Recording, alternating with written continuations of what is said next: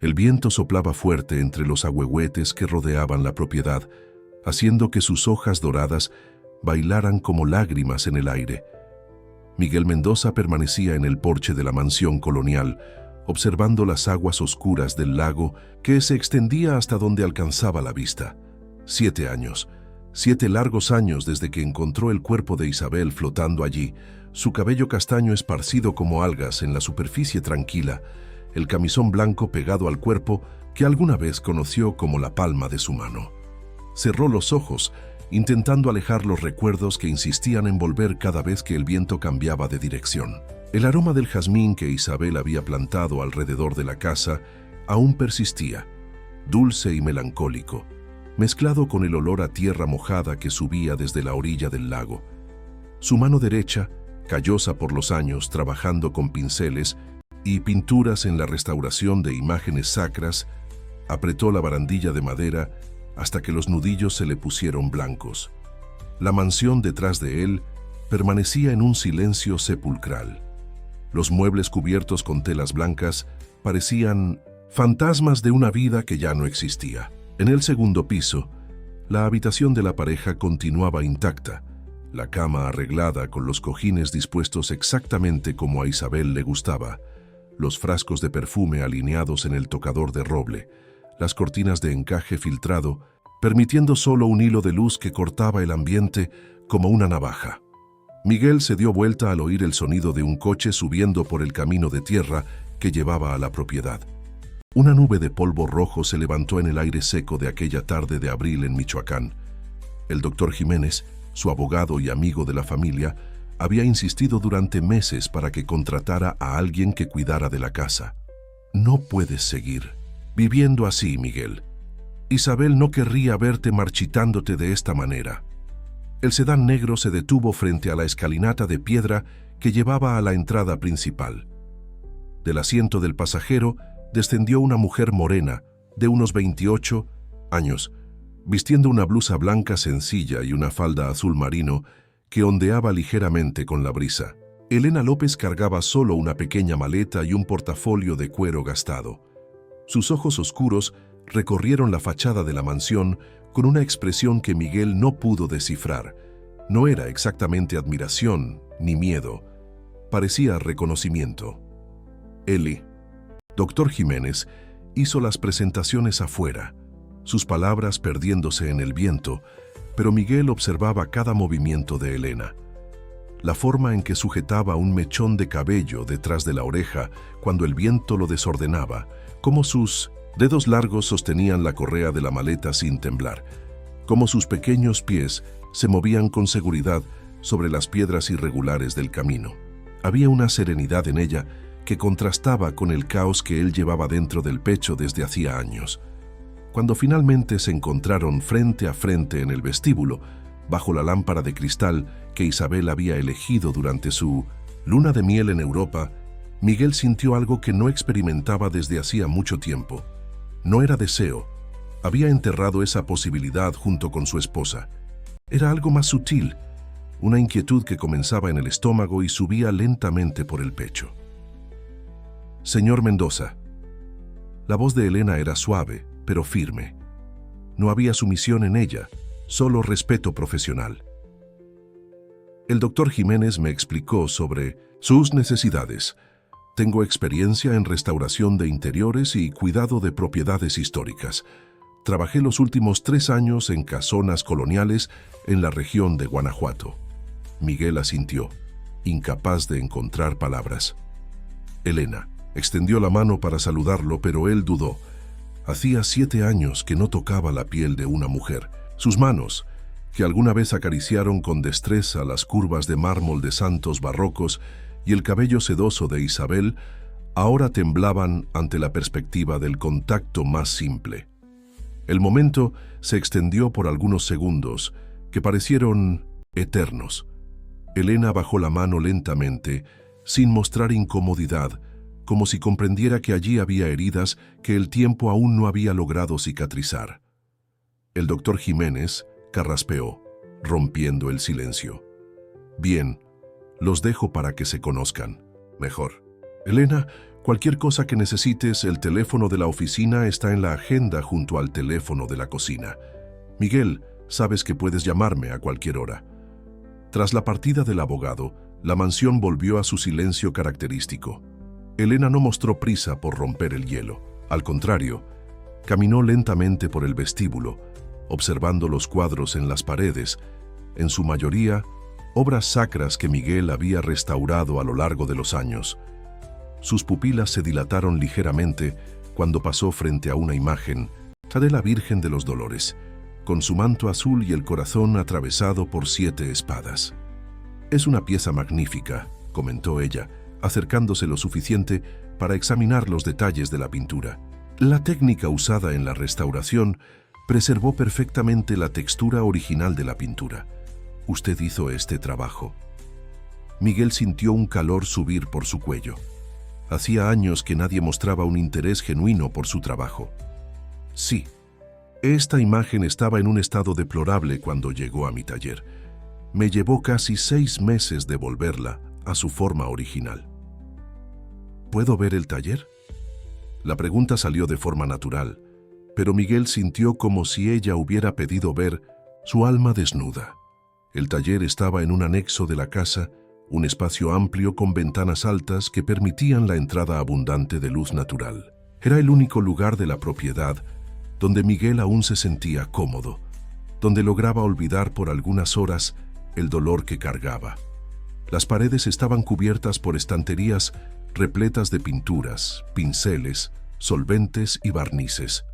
En el Inon Citizen centro, un caballete sostenía un lienzo en blanco que lo esperaba desde hacía meses. Elena caminó entre las mesas de trabajo con el mismo cuidado con que se camina por un templo. Sus dedos rozaron ligeramente un pincel de cerdas finas y Miguel observó fascinado cómo ella lo sostenía, no como una profana, sino como alguien que conocía el peso y la importancia de la herramienta. «¿Usted también pinta obras originales?», preguntó ella notando algunos bocetos colgados en una pared lateral. «Antes». La respuesta fue seca, cortante. Miguel no quería entrar en ese territorio. Sus pinturas originales habían muerto junto con Isabel. Elena percibió el cambio en 1900, el tono, y no insistió. En lugar de eso, volvió su atención hacia las ventanas que daban vista al lago. La tarde estaba muriendo, y la luz dorada del atardecer pintaba la superficie del agua con tonos de ámbar y naranja. «Es un lugar muy hermoso», dijo ella, más para sí misma que para él, pero también muy triste. La observación tomó a Miguel por sorpresa. La mayoría de las personas comentaba solo la belleza del lugar, ignorando la melancolía que flotaba sobre la propiedad como una niebla permanente. Elena, sin embargo, había captado la esencia del lugar en pocos minutos. «Mi esposa amaba este lago», murmuró él, acercándose a la ventana. Ella decía que el agua tenía memoria, que guardaba todos los momentos felices que vivimos aquí. «¿Y qué guarda el agua ahora?». La pregunta de Elena era suave, casi un susurro. Miguel cerró los ojos. La imagen de Isabel flotando en la superficie oscura, sus ojos vidriosos mirando hacia el cielo nocturno, las marcas moradas en sus muñecas que nadie más que él había notado, volvió con toda su fuerza. «Secretos», respondió finalmente. «El agua guarda secretos que tal vez sea mejor dejar en el fondo». Aquella noche, Elena se instaló en la habitación de huéspedes del primer piso, lejos de la habitación principal donde Miguel apenas lograba dormir. Él la escuchó moviéndose por la casa con pasos silenciosos, conociendo cada habitación como si ya hubiera estado allí antes. Por la mañana, despertó con el aroma de café fresco y pan casero, olores que no sentía desde hacía años en la mansión. Elena estaba en la cocina preparando el desayuno como si fuera lo más natural del mundo. Había cambiado la ropa formal del día anterior por un vestido floral sencillo que realzaba su piel morena. El cabello estaba recogido en un moño bajo, dejando a la vista la curva delicada de su cuello. «Espero que no le moleste», dijo ella, al verlo en la puerta de la cocina. «Encontré algunos ingredientes en la despensa. Pensé que podría tener hambre». Miguel no logró recordar la última vez que había hecho una comida adecuada.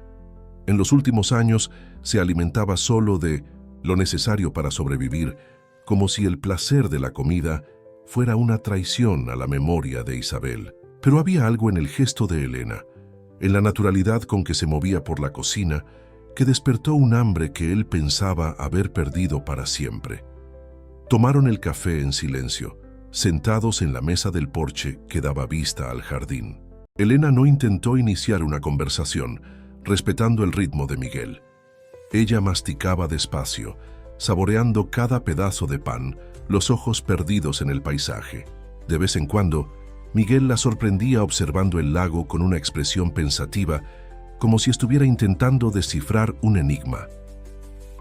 «Necesito ir al pueblo a buscar algunos materiales para la restauración», dijo él cuando terminaron de comer. «¿Le gustaría conocer mejor la casa mientras estoy fuera?» Elena asintió. «Si no le molesta, me gustaría comenzar por la biblioteca. El doctor Jiménez mencionó que hay libros raros que necesitan cuidados especiales». La biblioteca estaba en el segundo piso, un espacio amplio con estanterías que iban del suelo al techo, repletas de volúmenes encuadernados en cuero. Era uno de los pocos lugares de la casa que Isabel evitaba. Ella decía que el olor de los libros antiguos le daba dolor de cabeza. Por eso el ambiente había permanecido relativamente preservado incluso durante los años de 1970. Abandono. Miguel la condujo hasta allí antes de partir hacia el pueblo. Elena caminó entre las estanterías como quien entra en una catedral, tocando los lomos de los libros con reverencia. Había ejemplares de literatura clásica, tratados de arte, Biblias antiguas en latín y griego, libros de historia del México colonial. Una biblioteca que hablaba de generaciones de intelectuales y coleccionistas. «Es impresionante», murmuró ella. «Algunas de estas ediciones deben ser únicas». Mi bisabuelo comenzó la colección. Era un hombre instruido para los estándares de la época. Creía que una casa sin libros era como un cuerpo sin alma. Miguel partió hacia el pueblo, dejando a Elena sola con los libros y los fantasmas de la mansión. Mientras conducía por el camino de tierra, no podía dejar de pensar en la forma en que ella había mirado la biblioteca, con un hambre que iba más allá de la curiosidad profesional. Había algo familiar en esa mirada, algo que lo incomodaba y lo fascinaba al mismo tiempo. En el pueblo, cumpliendo la rutina que se había vuelto mecánica a lo largo de los años, compró los materiales de restauración en la tienda especializada, intercambió algunas palabras educadas con conocidos que encontró por el camino. Almorzó solo en un pequeño restaurante. Pero su mente permanecía en la mansión, imaginando a Elena moviéndose por los pasillos, descubriendo rincones que él mismo había olvidado. Cuando regresó al final de la tarde, encontró la casa en silencio. Llamó a Elena, pero no obtuvo respuesta. Una extraña inquietud se apoderó de él. Subió al segundo piso y encontró la puerta de la biblioteca entreabierta. Elena estaba allí dentro, sentada en el suelo entre pilas de libros, con una expresión de total concentración. En las manos sostenía una Biblia antigua de tapa negra. ¿Encontró algo interesante?, preguntó él desde la puerta. Elena se sobresaltó, como si hubiera sido sorprendida haciendo algo prohibido. Rápidamente cerró la Biblia y la colocó de nuevo en el estante. «Disculpe, perdí la noción del tiempo. Estos libros son fascinantes. Algunos tienen anotaciones en los márgenes que cuentan la historia de la familia». Miguel se acercó, notando que ella parecía ligeramente tensa. «¿Puede mostrarme lo que encontró?» «Nada muy específico», respondió ella, levantándose y alisando su falda. «Solo observaciones sobre fechas, algunos nacimientos, matrimonios, historias de familia». Pero había algo en su tono de voz que no lo convenció completamente. Una pequeña vacilación, como si Elena estuviera ocultando algo. Miguel no insistió. Él mismo cargaba con secretos que prefería mantener enterrados. Aquella noche, durante la cena, Elena estaba más silenciosa de lo habitual. Sus ojos oscuros parecían cargar un nuevo peso, una preocupación que no estaba allí por la mañana. Miguel la observaba discretamente, notando cómo movía la comida en el plato sin realmente comer, cómo sus dedos tamborileaban nerviosamente en la mesa. «¿Algo la está molestando?», preguntó él finalmente. Elena levantó los ojos para encontrarse con los de él. Por un momento, pareció que iba a decir algo importante, pero entonces sacudió la cabeza. Solo cansancio. Fue un día largo. Después de la cena, ella se retiró temprano a su habitación. Miguel permaneció en el porche, fumando un cigarrillo y escuchando los sonidos nocturnos del lago, el croar de las ranas, el suave movimiento del agua contra las piedras de la orilla, el canto melancólico de algún pájaro solitario. Era la misma banda sonora que lo acompañaba todas las noches desde hacía 7 años, pero esa noche parecía diferente. La presencia de Elena en la casa había alterado algo fundamental en el equilibrio del lugar. Alrededor de las 2 de la madrugada, fue despertado por un ruido en el piso de abajo. Se levantó en silencio y bajó las escaleras, encontrando la puerta de la biblioteca abierta y una luz débil viniendo del interior. Elena estaba allí nuevamente, esta vez usando un camisón blanco que la hacía parecer un fantasma en medio de los libros. Tenía la misma Biblia en las manos y parecía leer algo con atención redoblada. Miguel permaneció en la sombra, observándola. Había algo hipnótico en la escena. La luz de la luna entrando por las ventanas altas, el silencio profundo de la madrugada, Elena como una aparición vestida de blanco entre las estanterías oscuras. Por un momento, una imagen se sobrepuso a la realidad. Isabel en la misma posición, a la misma hora de la noche, leyendo cartas que ella escondía de él. El corazón de Miguel se aceleró. Recuerdos que había intentado suprimir volvieron en cascada. Las salidas misteriosas de Isabel, las llamadas telefónicas susurradas, las cartas que llegaban sin remitente y que ella quemaba en la chimenea. En los últimos meses antes de su muerte, su esposa se había vuelto una extraña para él. Elena dio vuelta a una página de la Biblia y algo cayó al suelo, un papel doblado. Ella se agachó rápidamente para recogerlo, pero Miguel fue más rápido. Salió de las sombras y se acercó a ella con pasos firmes. «¿Qué es eso?», preguntó, extendiendo la mano. Elena sostuvo el papel contra su pecho, sus ojos abiertos de susto. «Yo lo encontré por casualidad. Estaba caído entre las páginas». «Démelo». La voz de Miguel sonó más dura de lo que pretendía. Elena dudó por un momento, pero finalmente entregó el papel. Era una carta, escrita con la caligrafía que él conocía tan bien. La caligrafía de Isabel. Las palabras en la página parecían saltar a sus ojos. «Tengo miedo. Alguien sabe lo que descubrí. Si algo me sucede, busca a Carmen López. Ella tiene las respuestas que necesitas. No confíes en nadie de la familia. El peligro viene de adentro». La carta estaba fechada 3 semanas antes de la muerte de Isabel. Miguel sintió que el mundo giraba a su alrededor. Carmen López. El apellido era el mismo que el de Elena. No podía ser coincidencia. Sus ojos encontraron los de ella, y en el silencio de la biblioteca, rodeados por los fantasmas del pasado, una única pregunta resonó entre ellos sin necesidad de ser pronunciada. ¿Quién era realmente Elena López y por qué el destino la había traído de vuelta a esta casa? La carta temblaba en sus manos cuando levantó los ojos para encontrar el rostro de Elena. En la luz plateada de la luna, que entraba por las altas ventanas de la biblioteca, ella parecía aún más pálida, como si todo el color se hubiera drenado de su piel. Sus labios entreabiertos temblaban ligeramente, pero sus ojos permanecían fijos en los de él con una intensidad que lo desarmaba. «Carmen López era mi madre», dijo Elena finalmente, su voz apenas un susurro. «Desapareció cuando yo tenía solo 8 años. Nunca supe por qué». Miguel sintió que las piernas le flaqueaban. Se apoyó en la estantería más cercana, todavía sosteniendo la carta como si fuera una serpiente venenosa. ¿Su madre trabajaba aquí? No lo sé. Es lo que vine a descubrir. Elena dio un paso hacia él, sus manos extendidas como si quisiera tocar su rostro. «El doctor Jiménez no me recomendó para este trabajo por casualidad, Miguel. Yo lo busqué. Le pedí que me ayudara a conseguir un puesto en esta casa. La revelación golpeó a Miguel como un puñetazo en el estómago. Todo había sido una mentira. La llegada de Elena, su serenidad, la forma en que ella parecía comprender la casa, nada de eso era coincidencia. Usted me engañó. No. Elena se acercó más, sus ojos brillando con lágrimas contenidas. Mis sentimientos son verdaderos. Todo lo que siento por usted es real.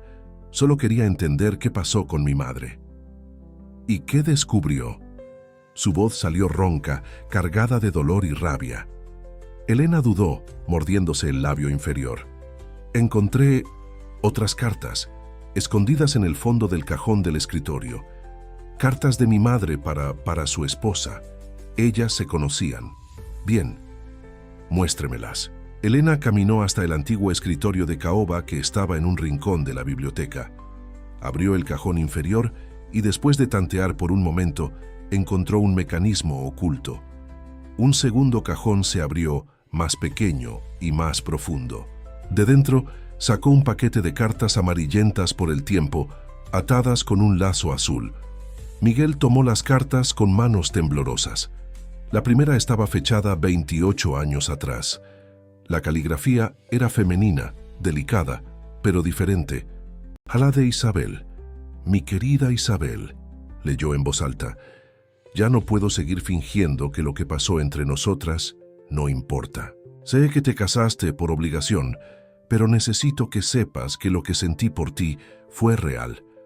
Fue el sentimiento más verdadero de mi vida. La carta se deslizó de los dedos de Miguel. Miró a Elena, tratando de procesar lo que acababa de leer. Su madre e Isabel eran amantes. Elena completó la frase que él no lograba terminar. Encontré otras cartas. Tuvieron una relación que duró años, incluso después de su matrimonio. El mundo de Miguel se derrumbó por completo. Durante todos esos años de luto, de culpa, de dolor por la pérdida de la esposa perfecta, había estado llorando una ilusión. Isabel lo había traicionado no solo con otro hombre, sino con una mujer. Y Elena, la mujer por quien comenzaba a sentir algo que no experimentaba en años, era hija de la amante de su esposa. ¿Por qué vino aquí?, preguntó él, su voz cargada de una amargura que cortaba el aire como una navaja. ¿Para torturarme? ¿Para humillarme aún más? No. Elena se acercó a él, sus manos tocando sus brazos con delicadeza. Vine porque mi madre desapareció, en la misma época en que su esposa murió. Vine porque he vivido toda mi vida sin saber quién soy realmente. Vine porque se detuvo, sus palabras perdiéndose en el aire pesado de la biblioteca. ¿Por qué qué? Miguel sostuvo sus muñecas, sintiendo las pulsaciones aceleradas de Elena. Porque desde que era niña sueño con este lugar. Sueño con el lago, con esta casa, con un hombre de ojos oscuros que siempre parece estar sufriendo. Vine porque algo me llamó hacia aquí, algo que va más allá de la razón. Miguel la observó en silencio. Incluso en la luz tenue, podía ver que Elena estaba diciendo la verdad. Había dolor en sus ojos, pero también una vulnerabilidad que lo tocaba profundamente. Sin pensarlo, acercó su rostro al de ella, aspirando el perfume suave de té y madera que parecía emanar de su piel. «Usted no puede estar aquí», murmuró él, pero sus manos no soltaron las muñecas de ella. «No después de lo que descubrimos». «¿Por qué no?». Elena levantó el rostro hacia él, sus labios a pocos centímetros de los de él. «El pasado de nuestras familias no define quiénes somos ahora». «Sí lo hace». Miguel la soltó abruptamente, dando un paso atrás. «Usted es hija de la mujer que destruyó mi matrimonio. Su presencia aquí es una profanación de la memoria de Isabel». ¿La memoria de una mujer que lo traicionó? Elena no intentó ocultar la irritación en su voz. ¿La memoria de alguien que vivió una mentira a su lado durante años? La respuesta de Miguel fue instintiva y violenta. Su mano se levantó como si fuera a dar una bofetada en el rostro de Elena, pero se detuvo en el aire, temblando de rabia y dolor. Los ojos de ella no se desviaron de los suyos, ni siquiera mostraron miedo. Había una fuerza en ella que lo sorprendía.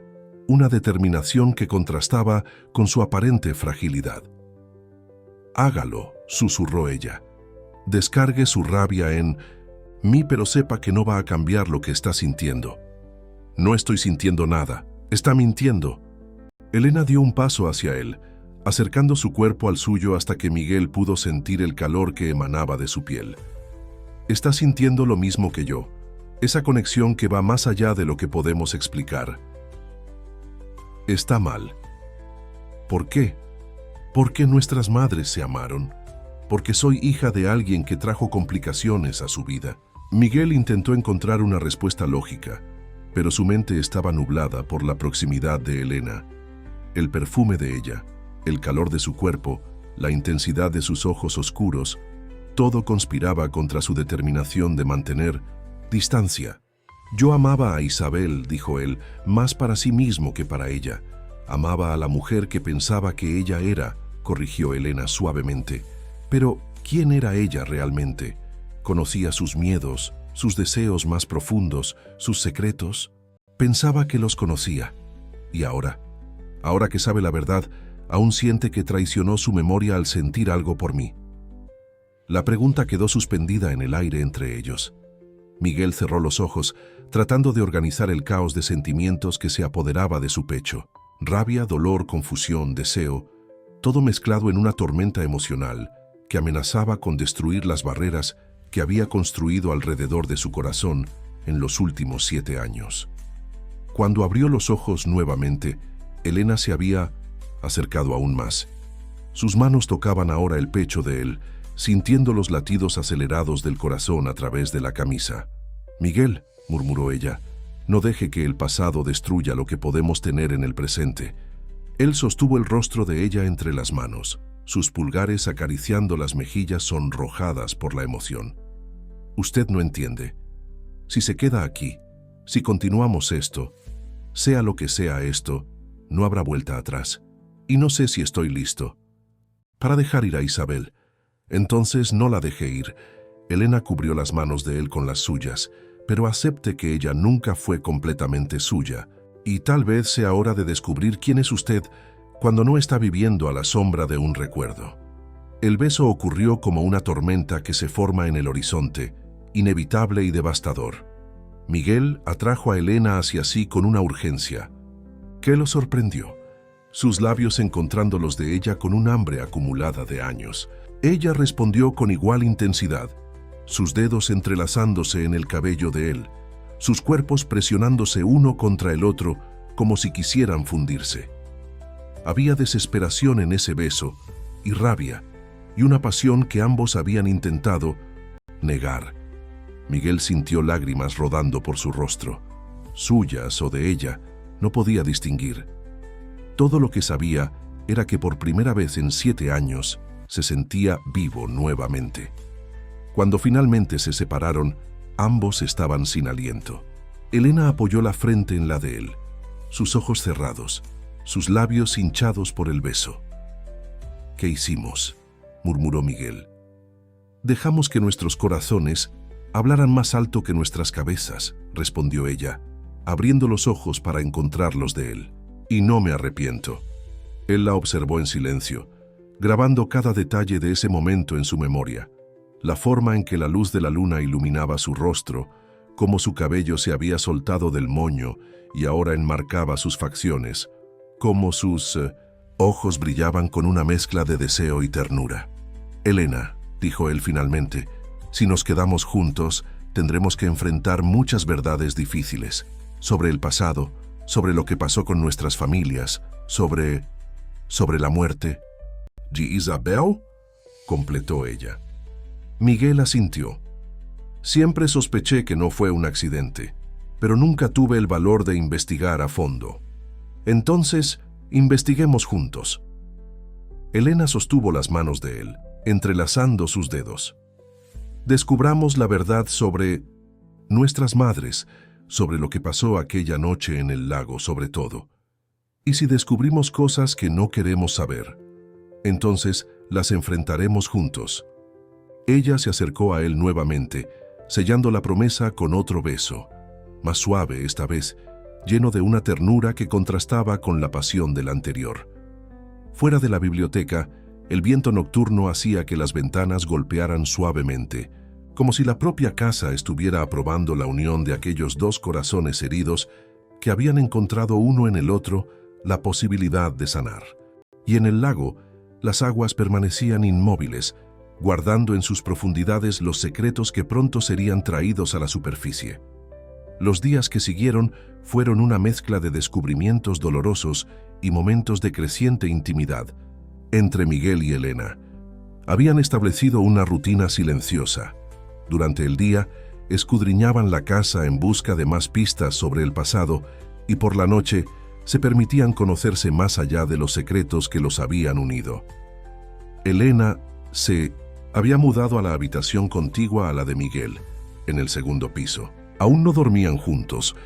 Había una barrera invisible que ninguno de los dos se atrevía a cruzar completamente.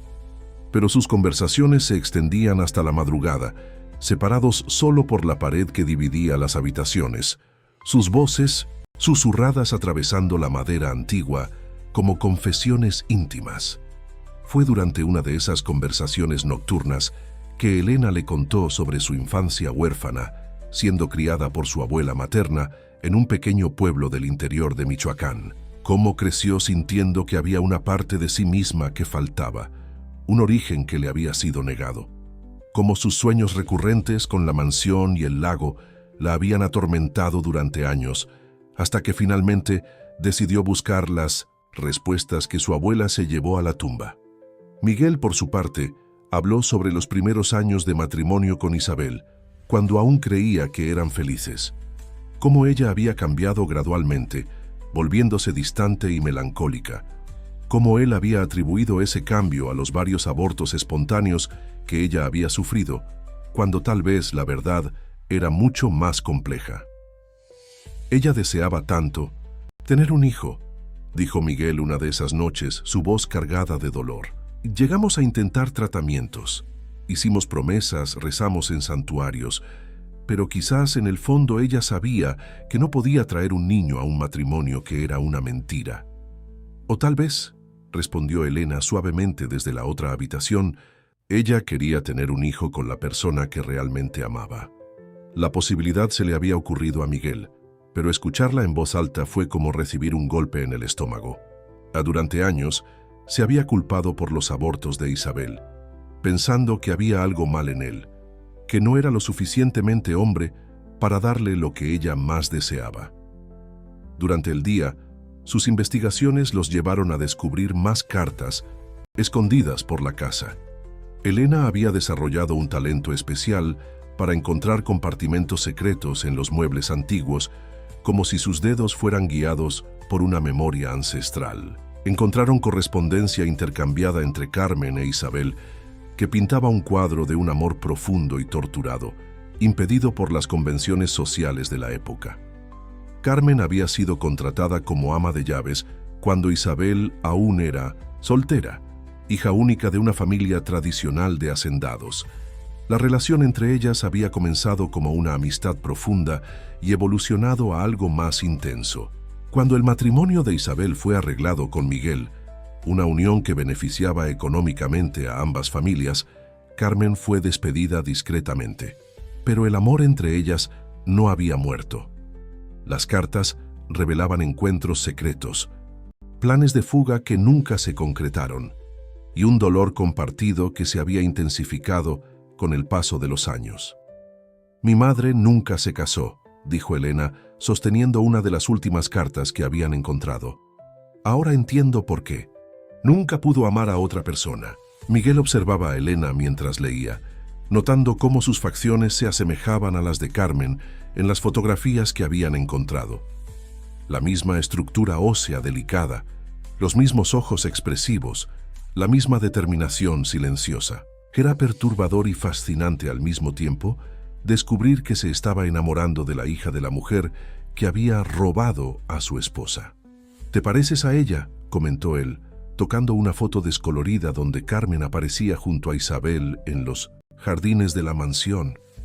«Dicen que heredé también su temperamento», dijo Elena con una sonrisa triste, Mi abuela siempre decía que yo era demasiado testaruda para mi propio bien. ¿Tu abuela sabía sobre ella e Isabel? Lo sospechaba.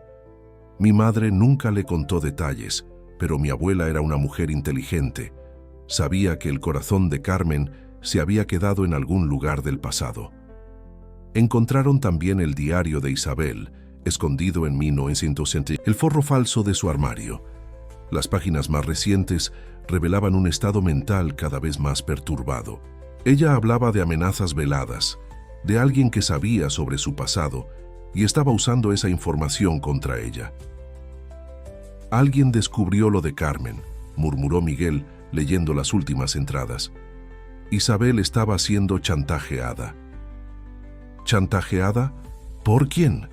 Elena se acercó a él, leyendo por encima de su hombro. El perfume de ella, ahora familiar y reconfortante, lo envolvía como un abrazo. No está claro. Ella se refiere siempre a él o esa persona, pero nunca da nombres. Elena señaló un pasaje específico en el diario. Él dijo que le contará todo a Miguel si no hago lo que quiere. No puedo permitir que eso suceda. Miguel no merece ser humillado así, pero tampoco puedo vivir para siempre bajo esta amenaza. Ella estaba tratando de protegerte, dijo Elena suavemente. Miguel cerró el diario, su mente trabajando para procesar toda la información. O estaba tratando de protegerse a sí misma. Si la sociedad de la época descubría sobre ella y tu madre, sería un escándalo devastador, completó Elena. Para ambas familias. Permanecieron en silencio por algunos momentos, absorbiendo el peso de las revelaciones. La relación entre ellos se había desarrollado sobre una base de secretos y tragedias, pero paradójicamente, eso los había acercado aún más. Eran dos personas heridas que habían encontrado sanación una en la otra. Miguel, dijo Elena finalmente, necesito contarte algo. Algo en el tono de voz de ella hizo que su estómago se contrajera. ¿Qué es? No vine aquí solo para descubrir la verdad sobre mi madre. Elena evitó sus ojos concentrándose en alisar las páginas del diario. También vine porque hace 3 meses recibí una carta. ¿Qué carta? Elena se levantó y fue hasta la cómoda, sacando de un cajón un sobre amarillento. Una carta de Isabel, enviada a mí algunos días antes de su muerte. Miguel sintió que el mundo giraba nuevamente. ¿Cómo es posible? Dijiste que no conocías a Isabel. No la conocía personalmente, pero aparentemente ella sabía de mi existencia. Elena extendió la carta hacia él con manos temblorosas. Lee.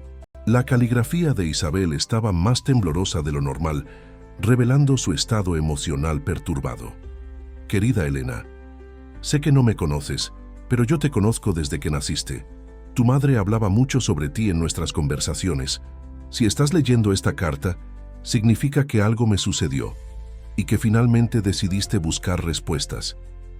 Quiero que sepas que tu madre fue el gran amor de mi vida. Sé que esto puede sonar extraño, considerando que soy una mujer casada, pero el corazón no elige las reglas de la sociedad para amar. Carmen fue mi salvación en momentos oscuros y su ausencia fue mi perdición. Pero no escribo solo para hablar del pasado. Escribo porque hay peligro al acecho. Alguien descubrió nuestro secreto y lo está usando contra mí. Temo no solo por mi seguridad, sino también por la de tu madre. Si algo me sucede, busca a Miguel. Él es un buen hombre, a pesar de todo. Tal vez juntos puedan descubrir la verdad. Hay documentos escondidos en su taller, detrás del cuadro de la última cena. Documentos que prueban quién está detrás de las amenazas. Cuídate, Elena. Y sabe que, de alguna manera, siempre fuiste como una hija para mí a través de los ojos de tu madre. Con amor y tristeza, Isabel. Miguel terminó de leer la carta en total silencio. Sus manos temblaban casi imperceptiblemente, y Elena podía ver el torbellino de emociones pasando por sus ojos oscuros. ¿Por qué no me mostraste esto antes?, preguntó él finalmente. Porque tenía miedo de tu reacción. Tenía miedo de que me expulsaras de la casa antes de que pudiera descubrir la verdad. ¿Y hay algo más que no me hayas contado? Elena dudó. Hay una última cosa que descubrí. Hoy, mientras estabas en el pueblo. Se dirigió al taller anexo a la casa, con Miguel siguiéndola en silencio. Allí señaló el cuadro de la última cena que colgaba en la pared principal, una reproducción que Miguel había restaurado años atrás. El cuadro está un poco desalineado, dijo Elena, como si alguien lo hubiera movido recientemente. Miguel se acercó a la pintura, sus ojos de especialista notando inmediatamente la irregularidad que Elena había observado. Con cuidado, retiró el cuadro de la pared, revelando una pequeña zaraja fuerte empotrada en la pared. No sabía que esto existía, murmuró él. La combinación, dijo Elena, consultando la carta de Isabel. Ella dejó una pista, el día en que nos conocimos bajo las estrellas fugaces. ¿Qué día sería? ¿Ese? Miguel pensó por un momento. 10 de agosto, la lluvia de meteoros Perseidas fue en la fiesta de San Lorenzo en el pueblo. A Isabel le encantaba la astronomía. Tecleó 1008 en la caja fuerte. Nada sucedió. Intentó diferentes combinaciones de la fecha hasta que finalmente 0810 hizo que el mecanismo hiciera clic. Dentro de 1900, la caja fuerte había documentos, fotografías y una carta sellada dirigida a Miguel. Con manos temblorosas, abrió el sobre y comenzó a leer en voz alta. Mi querido Miguel, si estás leyendo esto, significa que mis miedos se concretaron y que no pude contarte la verdad personalmente. Perdóname por todas las mentiras, por todas las noches que me mantuve distante, por todo el dolor que causé. Es verdad que amé a Carmen López. Fue un amor que trascendió todo lo que creía posible sentir.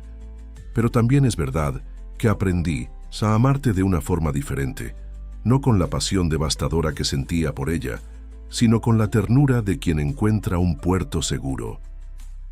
Nunca fuiste solo un matrimonio de conveniencia para mí, Miguel.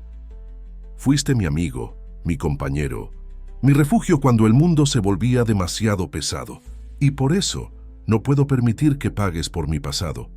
Tu primo Ernesto descubrió sobre Carmen y yo a través de cartas que interceptó. Está exigiendo que te convenza de transferir la propiedad de la mansión a su nombre, alegando deudas familiares que no existen. Si no lo hago, amenaza con exponerlo todo públicamente y destruir tanto a ti como a la memoria de Carmen. No puedo vivir bajo esa amenaza, pero tampoco puedo traicionarte así. Solo hay una solución que veo para proteger a todos, a los que amo. Perdóname, querido mío, y si algún día Elena viene a buscar respuestas, trátala con la bondad con que tratarías a una hija. Ella es inocente en todo esto, pero lleva en sí la mejor parte de Carmen. Con todo el amor que pude tener por ti. Isabel P.D.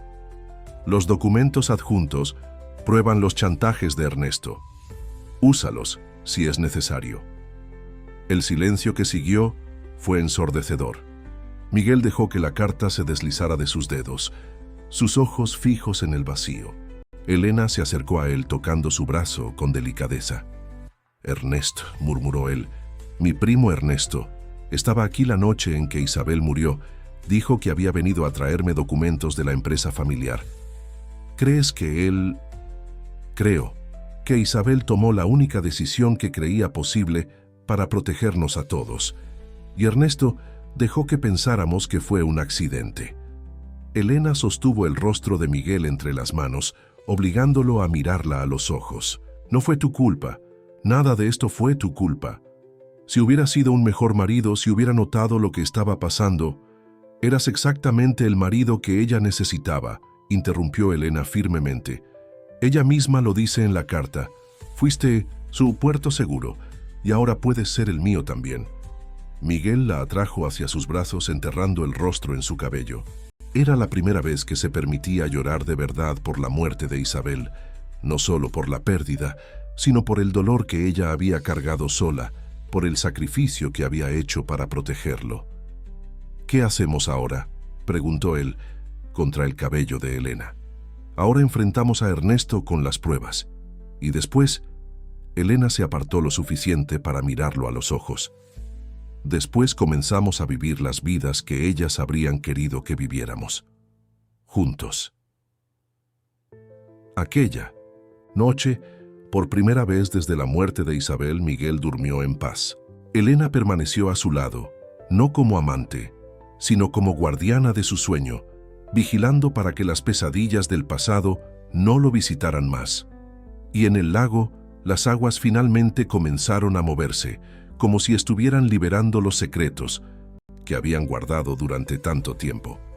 El enfrentamiento con Ernesto ocurrió en una lluviosa mañana de otoño. Miguel había llamado por teléfono a su primo durante la madrugada, su voz fría y controlada, cuando concertó un encuentro en la mansión. Ernesto llegó con su arrogancia habitual, vistiendo un traje caro y conduciendo un Mercedes negro que contrastaba con la sencillez rural del lugar. Elena permaneció escondida en la biblioteca, pero podía oír cada palabra de la conversación a través de las puertas abiertas del salón principal. Miguel había insistido en que ella no se expusiera hasta que fuera necesario. Ernesto era un hombre peligroso cuando se sentía acorralado. «Querido primo», dijo Ernesto al entrar, sus ojos recorriendo el ambiente con una mezcla de nostalgia y codicia. «Qué sorpresa recibir tu llamada después de tanto tiempo. Espero que finalmente hayas reconsiderado mi propuesta sobre la propiedad». Miguel estaba de pie junto a la chimenea, las cartas de Isabel y los documentos de la caja fuerte organizados sobre la mesa de centro. Su postura era erguida, sus ojos fríos como el hielo. «Siéntate, Ernesto. Tenemos mucho de qué hablar». Ernesto notó los papeles en la mesa y Elena vio cómo su expresión cambió sutilmente. La máscara de falsa cordialidad permaneció, pero sus ojos se estrecharon ligeramente. «¿Documentos familiares?», me preguntó, tratando de sonar casual. «Espero que hayas encontrado los papeles de las deudas que mencioné». «Encontré documentos muy interesantes, sí». Miguel tomó una de las cartas y se la extendió a Ernesto. «¿Reconoces esta caligrafía?». Ernesto fingió examinar la carta, pero Elena podía ver que sus manos temblaban casi imperceptiblemente. «Es de Isabel, ¿no? Pobre alma, siempre fue muy emotiva». «Lo suficientemente emotiva para documentar tus chantajes». Las palabras cayeron como piedras en el lago silencioso. Ernesto se levantó abruptamente, su máscara finalmente deslizándose. «Cuidado con tus acusaciones, Miguel. No tienes idea de lo que estás diciendo. Tengo todos los recibos de los pagos que le exigiste, copias de las cartas donde amenazabas con exponer su relación con Carmen López, y tengo esto». Miguel sostuvo una fotografía que Elena no había visto antes. En la imagen, Ernesto aparecía conversando con Isabel en la orilla del lago, la noche en que ella murió. La foto había sido tomada desde lejos, probablemente desde una de las ventanas de la mansión, pero era lo suficientemente clara para mostrar la expresión de desesperación en el rostro de Isabel y la postura amenazadora de Ernesto. «¿Dónde conseguiste eso?». La voz de Ernesto salió estridente, perdiendo toda la compostura. «Isabel era más inteligente de lo que pensabas. Instaló una cámara de seguridad en la habitación, programada para fotografiar cualquier movimiento cercano al lago durante la noche. Esta foto fue tomada 40 minutos antes de que encontráramos su cuerpo». Ernesto comenzó a caminar en círculos por la sala, pasándose las manos por el cabello. Elena podía ver que estaba calculando sus opciones, tratando de encontrar una salida. «Incluso si eso fuera verdad», dijo finalmente, «no prueba nada. Tuve una conversación con Isabel, sí. Ella estaba perturbada, hablando cosas sin sentido. Intenté calmarla. Intentaste calmarla empujándola al lago. Ella se lanzó». Ernesto explotó, su verdadera naturaleza finalmente emergiendo. Estaba histérica, gritando que prefería morir a vivir siendo chantajeada. «Yo ni siquiera la toqué, pero la dejaste morir». Ernesto dejó de caminar, sus ojos fijos en Miguel. Por un momento, Elena vio algo que podría haber sido remordimiento pasando por su rostro, pero fue rápidamente reemplazado por ira. «No entiendes la presión que estaba viviendo», dijo él, su voz asumiendo un tono casi suplicante. Los negocios de la familia estaban quebrando. Necesitaba dinero y esta propiedad vale una fortuna. Cuando descubrí sobre la relación anormal de Isabel, pensé que finalmente tenía una manera de convencerte de vender. ¿Relación anormal? La voz de Elena cortó el aire como una navaja. Había salido de la biblioteca y ahora estaba parada en la entrada del salón, sus ojos oscuros centelleando de rabia. Ernesto se volvió hacia ella, con confusión pintada en su rostro. ¿Quién eres tú? Soy Elena López, hija de Carmen López, la mujer que usaste para chantajear a Isabel. El reconocimiento brilló en los ojos de Ernesto, seguido por algo que parecía miedo genuino. Tú eres idéntica a ella. Mi madre murió de pena por no poder estar con la mujer que amaba, dijo Elena, acercándose a él con pasos firmes. Y tú mataste a Isabel por codicia. Yo no la maté. Ernesto retrocedió, pero Elena continuó avanzando. Ella se suicidó. Yo solo no la detuve, que es lo mismo. Miguel se había acercado por el otro lado, acorralando a Ernesto entre ellos. Viste cómo se ahogaba y no hiciste nada para salvarla. Ernesto miró de uno a otro, claramente en pánico. Sus opciones se agotaban rápidamente, y él lo sabía. No pueden probar nada, dijo finalmente, tratando de recuperar algo de autoridad. Esta foto no muestra ningún crimen, y estas cartas pueden ser falsificaciones. Tal vez, dijo Miguel calmadamente, pero muestran un patrón de chantaje que puede interesar a la policía, especialmente cuando descubran que falsificaste documentos de deudas familiares para intentar tomar esta propiedad. Elena tomó otro conjunto de papeles de la mesa. Isabel también documentó eso.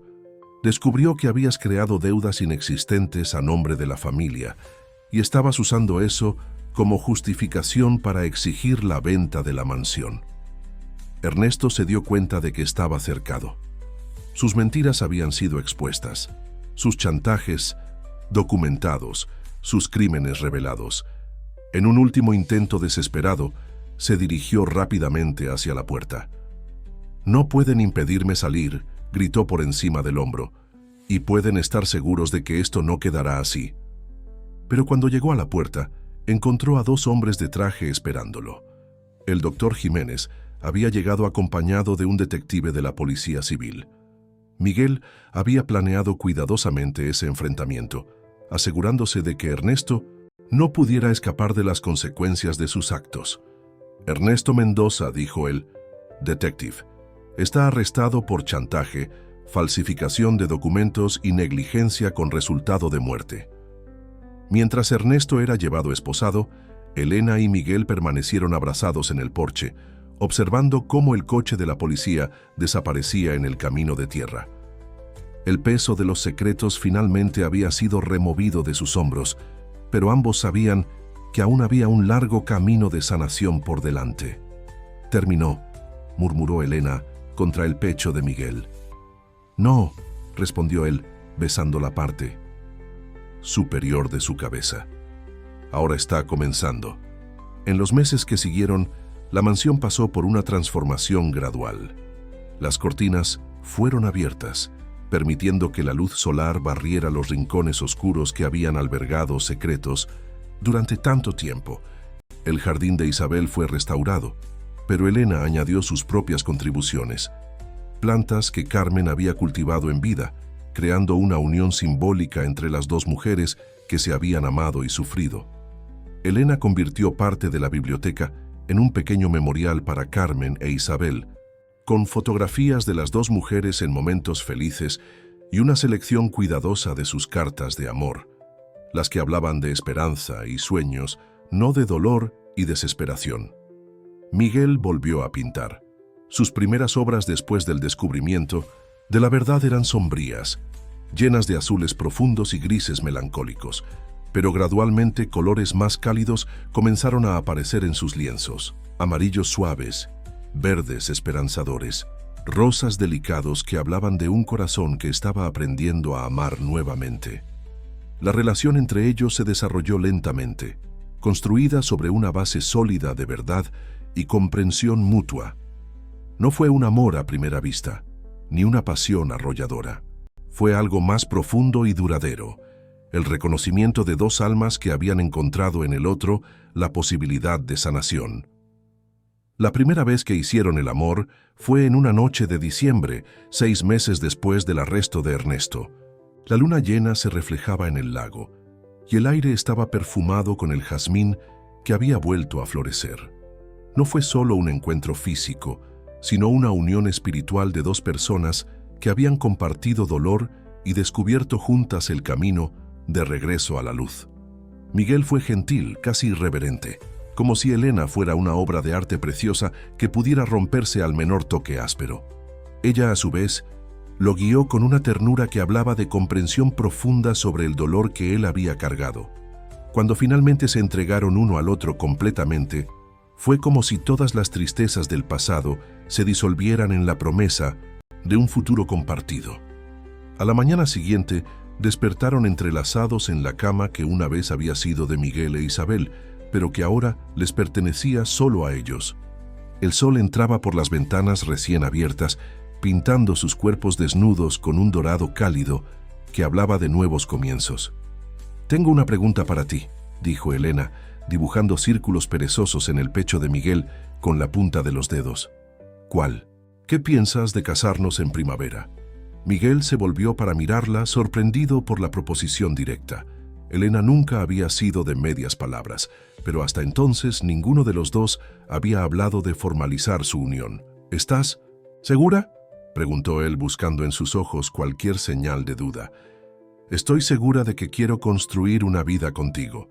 Estoy segura de que nuestras madres aprobaron este amor que nació de sus historias, y estoy segura de que es lo que ellas habrían querido para nosotros». Miguel besó su frente, sus labios, su cuello, como si estuviera sellando una promesa sagrada. «Entonces sí, me casaré contigo en primavera, en verano, en otoño, en invierno. Me casaré contigo todas las veces que quieras». Se casaron en septiembre, en el jardín de la mansión, rodeados solo por algunos amigos íntimos y el doctor Jiménez, que se había convertido en una figura paterna para Elena. La ceremonia fue sencilla, pero profundamente emotiva. Elena usaba un vestido de encaje que había pertenecido a su madre, encontrado entre las pertenencias que Carmen había dejado con la abuela de Elena. Miguel usaba un traje azul marino que realzaba sus ojos oscuros, ahora brillando con una felicidad que todos pensaban que nunca más experimentaría. Durante el intercambio de votos, ambos hablaron sobre segundas oportunidades, sobre cómo el amor puede nacer de las cenizas del dolor, sobre cómo dos personas pueden sanarse mutuamente. Elena prometió ser el puerto seguro que Carmen había sido para Isabel, y Miguel prometió ser el compañero que permitiría a Elena florecer como su madre nunca había podido. Cuando el sacerdote los declaró marido y mujer, no fue solo la unión de dos personas, fue la unión de dos familias, la cicatrización de heridas que habían sangrado por décadas, la transformación de una tragedia en una historia de redención. La fiesta fue pequeña pero alegre, con música en 1900 vivo en el jardín y luces de vela que transformaron la propiedad en un escenario de cuento de hadas. Por primera vez en años, la mansión resonó con risas y conversaciones animadas. El lago reflejaba las luces de la fiesta como estrellas caídas, y hasta la naturaleza parecía celebrar aquella unión. Más tarde, cuando los invitados se habían marchado y estaban solos, Miguel y Elena caminaron de la mano hasta la orilla del lago. Ya no era un lugar de tristeza y secretos, sino un símbolo de transformación. Las aguas que habían guardado tanto dolor ahora reflejaban la felicidad de una nueva pareja. «¿Crees que ellas lo saben?», preguntó Elena, mirando el reflejo de la luna en el agua. «Creo que siempre lo supieron», respondió Miguel atrayéndola más cerca. «Creo que nos trajeron juntos desde el principio». Elena sonrió, apoyándose en su marido. «Entonces, somos su segunda oportunidad de ser felices». «Somos nuestra propia segunda oportunidad», corrigió Miguel suavemente. «Ellas nos dieron el pasado que nos formó. Ahora nos toca a nosotros crear el futuro que queremos vivir». 2 años. Después, cuando Elena dio a luz a su primer hijo, un niño de ojos oscuros como los del padre y cabello castaño como el de la madre, lo llamaron Gabriel, nombre que significa Dios es mi fuerza. El día del bautizo, Elena colocó flores de jazmín en el lago, una ofrenda a las mujeres que habían hecho posible aquel momento de felicidad plena. La mansión, que durante tantos años había sido un mausoleo de recuerdos dolorosos, se transformó en una casa llena de vida. La risa de Gabriel resonaba por los pasillos, donde antes solo existía silencio. El taller de Miguel volvió a ser un lugar de creación, ahora compartido con Elena, que había descubierto su propio talento para el arte. Juntos restauraron no solo obras sacras, sino la propia casa, transformándola en el hogar que Carmen e Isabel nunca pudieron tener, pero que sus herederos espirituales lograron construir. Cada habitación contaba una nueva historia. Cada ventana abierta hacia el jardín hablaba de un futuro lleno de posibilidades. Y todas las noches, cuando acostaban a Gabriel y se retiraban a su habitación, Miguel y Elena sabían que habían honrado el sacrificio y el amor de las mujeres que vinieron antes que ellos. Habían transformado una historia de tragedia en una narrativa de esperanza, demostrando que el amor verdadero siempre encuentra un camino, incluso cuando necesita atravesar generaciones para realizarse.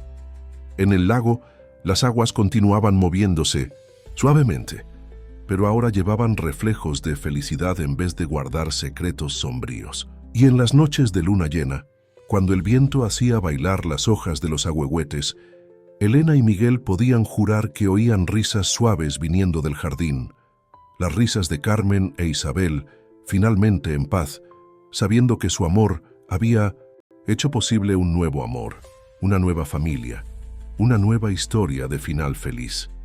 La primera señal de que algo andaba mal llegó una mañana de marzo, cuando Gabriel cumplía sus 2 años. Elena estaba en el jardín, observando a su hijo jugar entre las flores de jazmín que había plantado en memoria de su madre, cuando vio un coche desconocido subiendo por el camino de tierra. No era un vehículo común de la región. Se trataba de un sedán negro con placas de Ciudad de México, vidrios oscuros que impedían ver quién estaba en el interior. Miguel estaba en el taller, trabajando en una nueva pintura que retrataba a Gabriel durmiendo entre girasoles, cuando Elena apareció en la puerta, cargando al niño en brazos. Había una tensión en sus hombros que él había aprendido a reconocer, la misma postura que ella asumía cuando presentían peligro.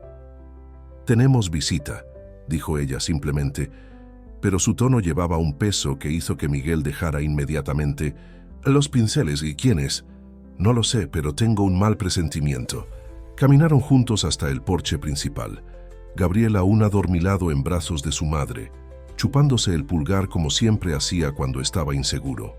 El coche se había detenido frente a la escalinata de piedra, pero nadie había bajado, aún. Por algunos minutos que parecieron eternos, permanecieron todos inmóviles, los ocupantes del coche observando a la familia en el porche y la familia observando el coche. Finalmente, la puerta del conductor se abrió.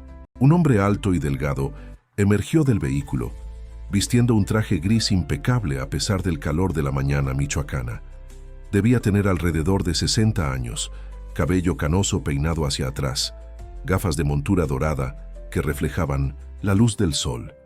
Había algo familiar en sus rasgos que hizo que el estómago de Miguel se contrajera. La puerta del pasajero se abrió a continuación, revelando a una mujer de mediana edad, elegantemente vestida, con cabello rubio cuidadosamente arreglado y una expresión que oscilaba entre nerviosismo y determinación. Llevaba un portafolio de cuero y mantenía los ojos fijos en Elena como si estuviera viendo un fantasma. «Señor Mendoza», el hombre se dirigió a Miguel con una voz educada pero fría. «Mi nombre es Dr. Mauricio Torres, abogado. Esta es mi cliente, la señora Beatriz Morales. Nos gustaría hablar con usted y su esposa sobre un asunto de extrema importancia». Miguel bajó los escalones lentamente, manteniéndose entre los visitantes y su familia. «¿Sobre qué exactamente?» El doctor Torres intercambió una mirada con su acompañante antes de responder. Sobre la verdadera identidad de su esposa y las implicaciones legales que eso puede tener para su familia. Las palabras cayeron como un rayo en el silencio de la mañana. Elena sintió a Gabriel moverse inquieto en sus brazos, como si el niño pudiera sentir la tensión que repentinamente se apoderó del ambiente. Miguel permaneció inmóvil, pero Elena podía ver la rigidez en sus músculos, la forma en que sus manos se cerraban en puños. «No sé de qué están hablando», dijo Miguel, su voz baja pero cargada de una autoridad que había desarrollado desde que descubriera la verdad sobre Ernesto. «Tal vez sea mejor que conversemos en privado», sugirió el doctor Torres, mirando significativamente a Gabriel. «Lo que tenemos que discutir puede ser perturbador». Elena bajó los escalones para quedarse junto a su marido, aún cargando a su hijo. «Cualquier cosa que tengan que decir puede ser dicha frente a nosotros. Somos una familia». Beatriz Morales dio un paso adelante, sus ojos nunca dejando el rostro de Elena. «Te pareces tanto a ella», murmuró casi para sí misma, «tanto a Carmen». «Pero también ¿a quién?». Elena mantuvo la voz firme, pero Miguel podía sentir el temblor casi imperceptible en su cuerpo. «A Isabel», dijo Beatriz finalmente. «Te pareces a Isabel cuando era joven». El silencio que siguió fue roto, solo por el sonido del viento entre las hojas de los ahuehuetes y por el balbuceo suave de Gabriel, que había comenzado a jugar con el collar de su madre.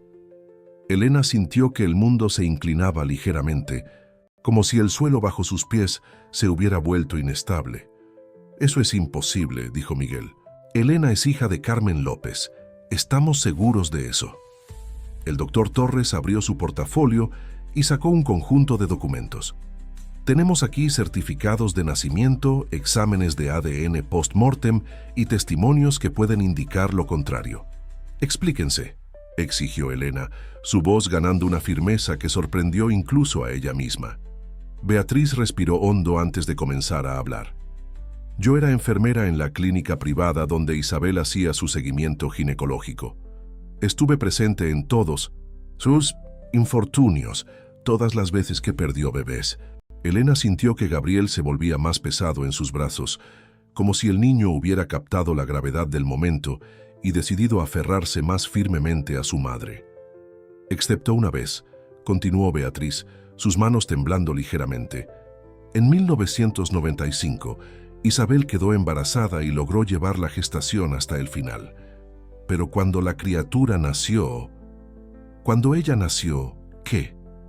Miguel se había acercado a Elena, colocando una mano protectora en su espalda. Isabel entró en pánico. Dijo que no podía quedarse con la niña, que su marido sospecharía. La niña tenía características que no coincidían con la familia Mendoza.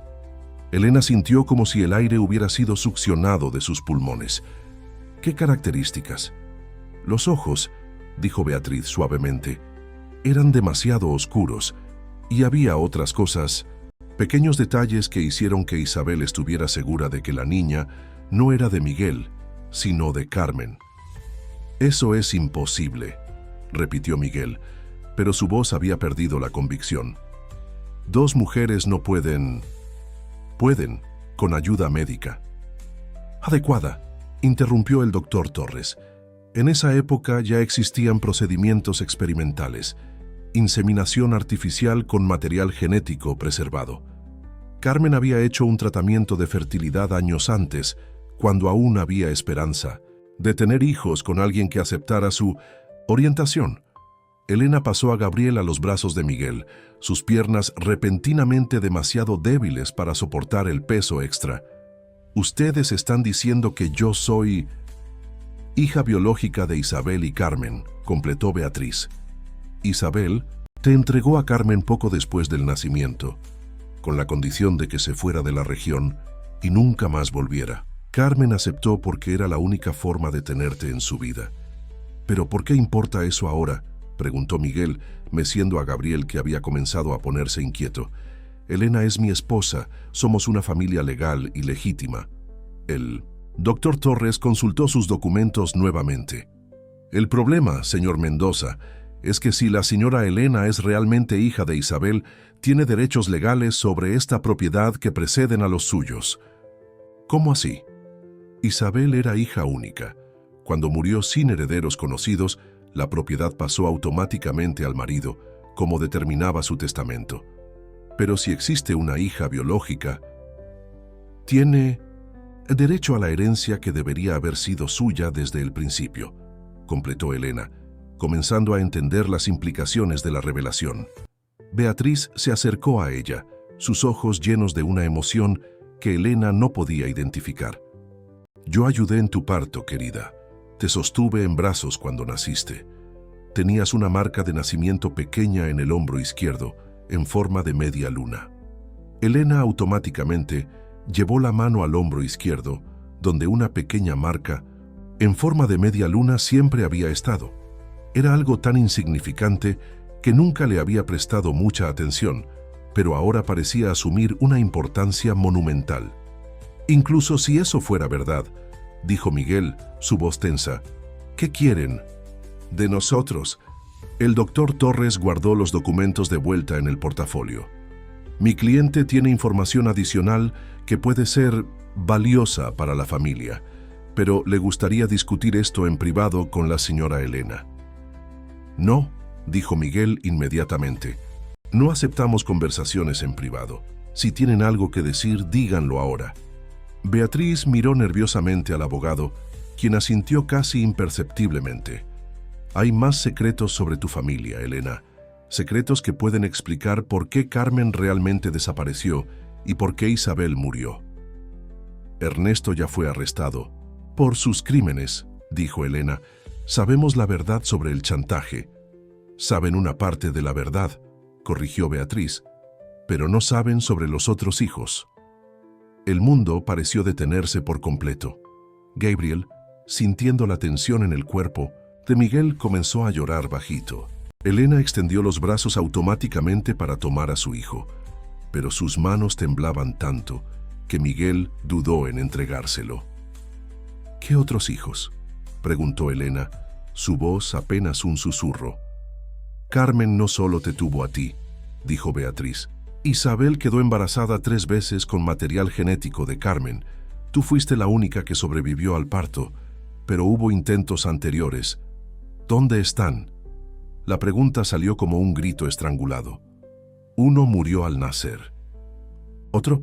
Beatriz dudó mirando nuevamente al abogado. El otro fue dado en adopción a una familia de la región de Ciudad de México. Elena sintió que sus piernas cedían por completo. Miguel rápidamente la sostuvo, aún sujetando a Gabriel con un brazo. «Basta», dijo él firmemente. «Esto ya ha ido demasiado lejos.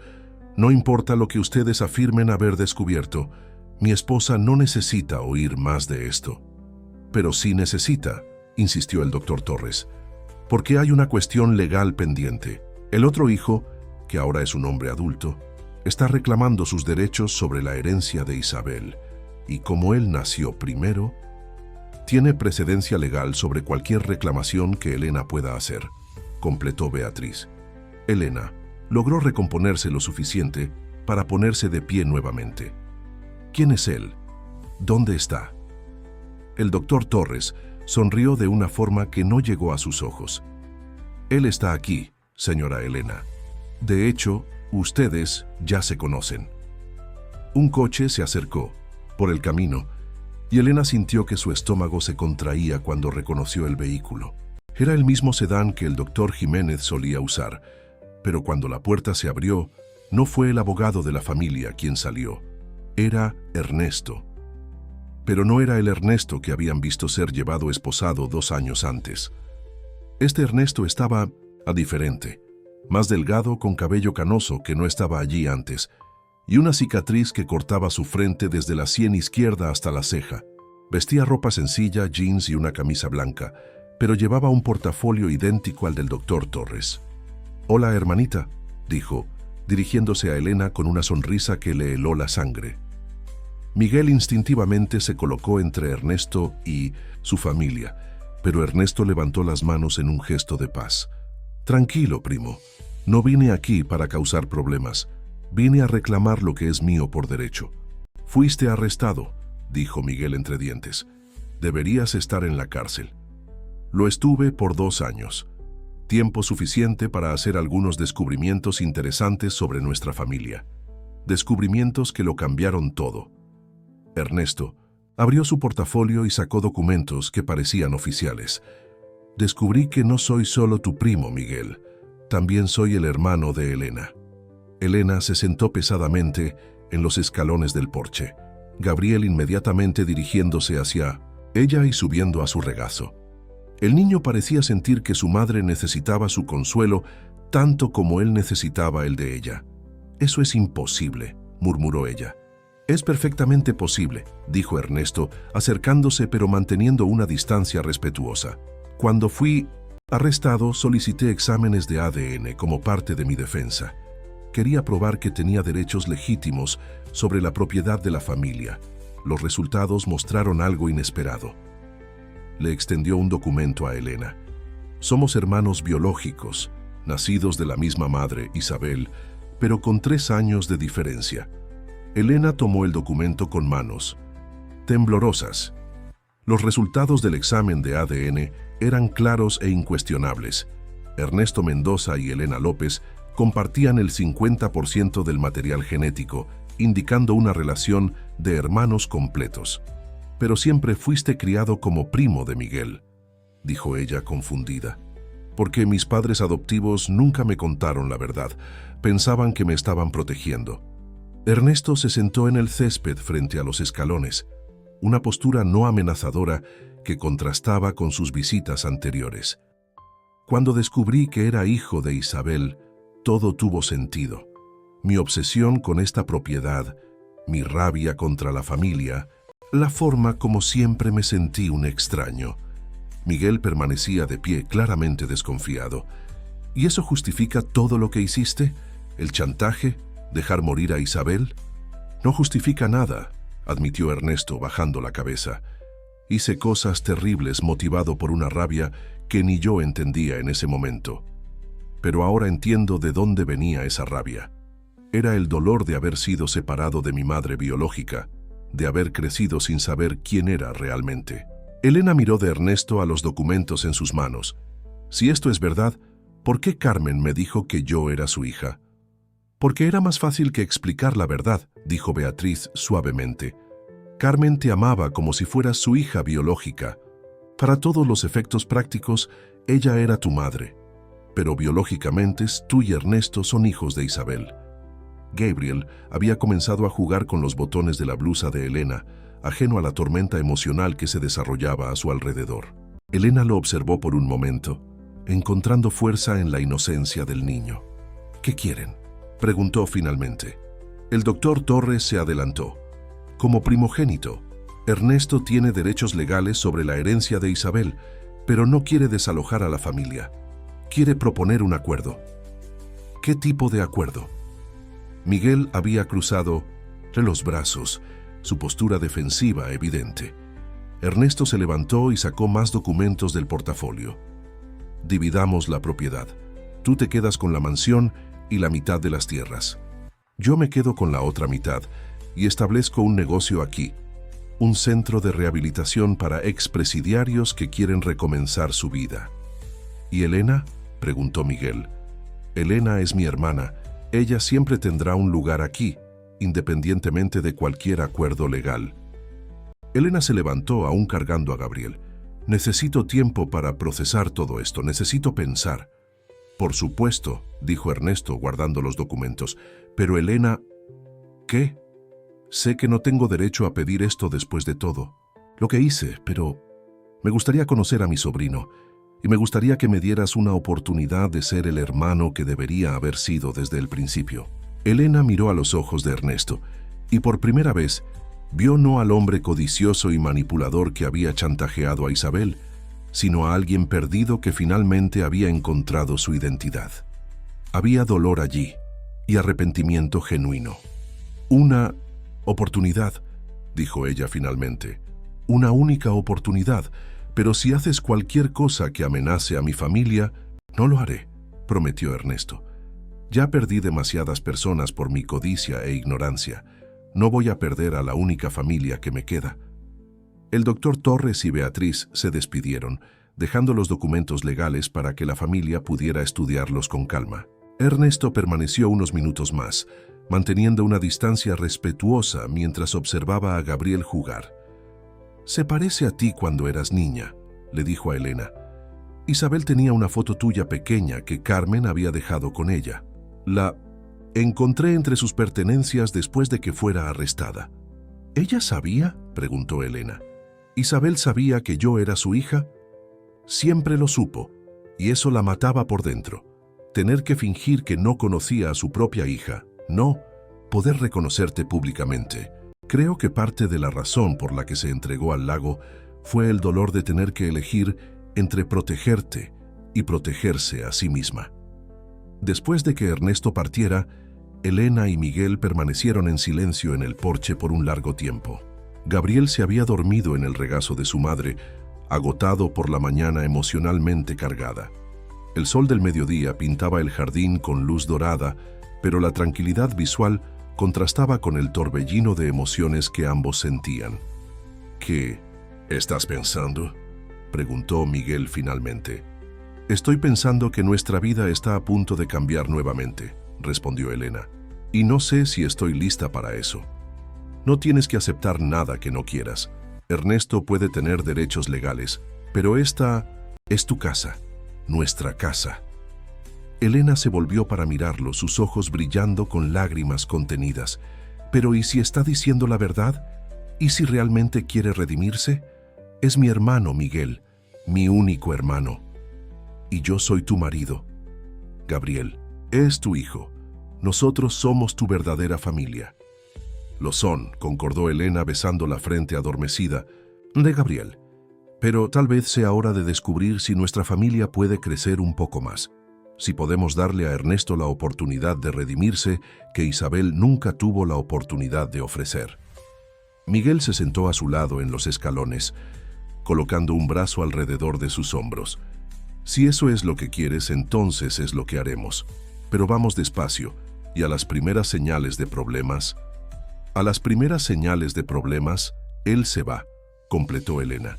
«Pero Miguel, si Ernesto es realmente mi hermano, si somos realmente hijos de Isabel, eso significa que nuestra historia es aún más complicada de lo que pensábamos».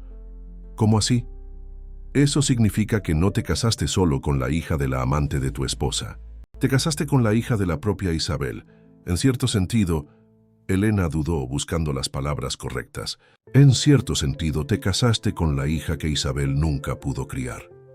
La revelación flotó entre ellos como una bendición y una maldición. Había algo poéticamente hermoso en la idea de que el amor de Miguel había encontrado un camino, de regreso a la familia que había perdido.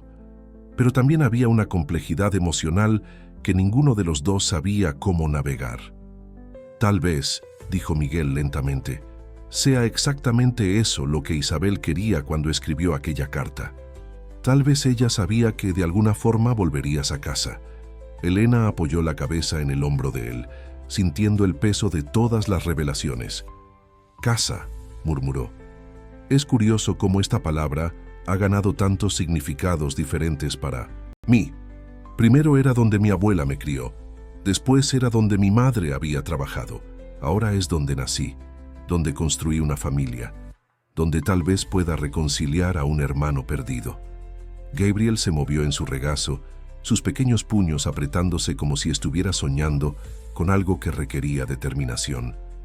Elena sonrió viendo en el gesto de su hijo la misma fuerza que ella había necesitado encontrar tantas veces en su vida.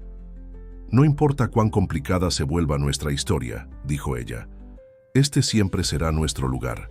Nuestra familia siempre será nuestra prioridad». «Siempre», concordó Miguel, sellando la promesa con un beso en su cabello. Y allá en el lago, las aguas continuaban moviéndose suavemente.